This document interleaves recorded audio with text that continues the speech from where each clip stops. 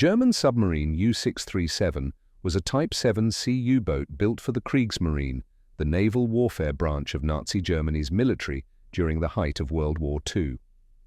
The Type 7C class of submarines, which U-637 belonged to, formed the core of Germany's underwater fleet during the conflict and represented a significant advancement over the earlier Type 7B boats in both range and operational flexibility. These submarines were integral to the Battle of the Atlantic, a crucial theater where German U-boats sought to disrupt Allied shipping lines and starve Britain of resources. U-637's story, while not marked by a long list of victories, is emblematic of the bravery, strategy, and ultimate futility that defined much of Germany's U-boat campaign in the latter years of the war. Construction of U-637 began on the 17th of October 1941 at the Blohm & Voss shipyard in Hamburg, a shipyard that played a key role in Germany's naval build-up. After months of careful assembly, she was launched on the 7th of July 1942 and commissioned into service less than 2 months later, on the 27th of August 1942. Her first commander was Captain Lieutenant Max Bernd Dieterich, a capable officer entrusted with preparing the new boat and its crew for eventual combat deployment. Like all U-boats, U-637 underwent a period of training before being assigned to operational duties. She initially served with the 5th U-boat flotilla for training purposes. U-637 was a typical example of the Type 7C design, known for its robust engineering and balance of speed, stealth, and firepower. The U-boat operated with a crew of between 44 and 60 men.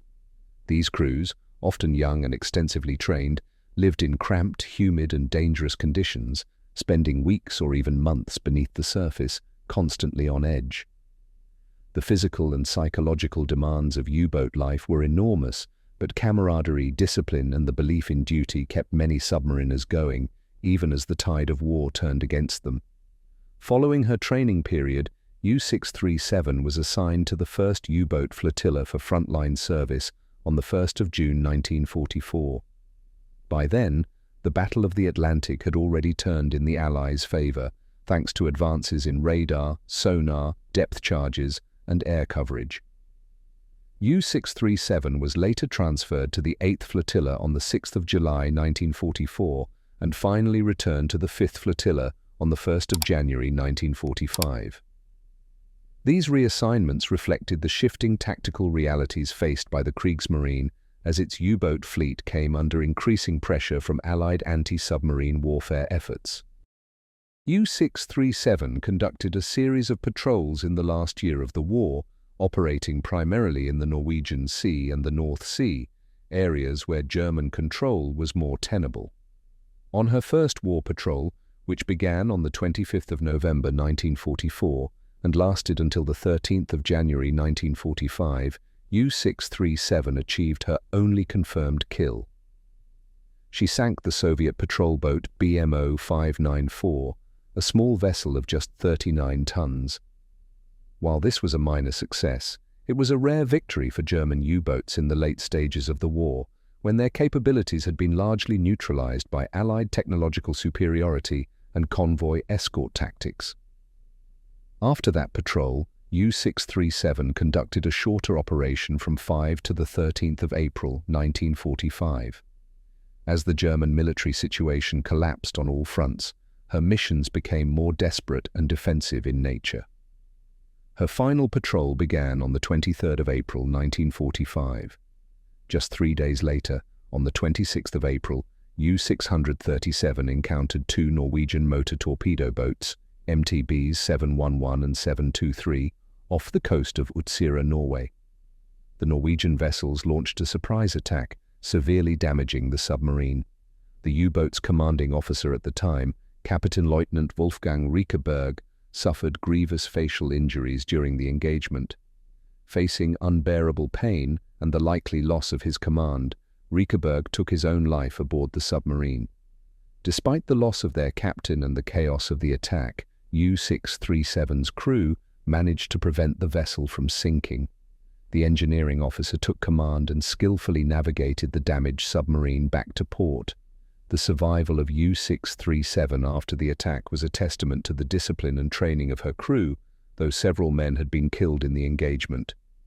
Just weeks later, Germany would surrender, bringing an end to the U-boat war and to U-637's operational life. On the 9th of May 1945, one day after Germany's formal surrender, U-637 capitulated to the Allies at Stavanger, Norway. Like many other surrendered U-boats, she was transferred to British control. On the 27th of May, she was taken to Loch Ryan in Scotland in preparation for Operation Deadlight, the code name for the post-war Allied operation to scuttle captured German submarines to prevent their reuse or study by other powers. She now rests on the seabed at a depth of roughly 70 meters, along with dozens of other U-boats that met the same fate in Operation Deadlight. In 2001, the wreck of U-637 was rediscovered and positively identified by a diving expedition led by U-boat researcher and marine archaeologist Innes McCartney. The dive revealed that U-637 had been fitted with a schnorkel, a late-war innovation allowing submarines to run their diesel engines while submerged at periscope depth. This development, intended to improve U-boat survivability by reducing the time spent on the surface, came too late to significantly impact the outcome of the war. Throughout her brief and tumultuous career, U-637 was commanded by a series of officers. After Dieterich's initial leadership during training, Captain Lieutenant Günther Zedelius took over from February 1943 to July 1944. Oberleutnant Zursee Fritz Fabricius commanded the boat for a brief period until September 1944, followed by Captain Lieutenant Wolfgang Riekeberg from October 1944 until his death in April 1945. In the final chaotic weeks of the war, Oberleutnant zur See Walter Erhardt and Oberleutnant zur See Klaus Weber briefly held command. Each officer faced the grim reality of a naval campaign in decline, with resources dwindling and the enemy gaining strength on all fronts. U-637's history may not stand out in terms of tonnage sunk or number of patrols completed, but her journey mirrors the broader narrative of the U-boat war: initial promise and technological innovation giving way to strategic overreach, Allied countermeasures, and ultimate defeat. Her story, from hopeful launch to quiet burial beneath the waves, reminds us of the human costs and technological complexities of submarine warfare during one of the most destructive conflicts in human history.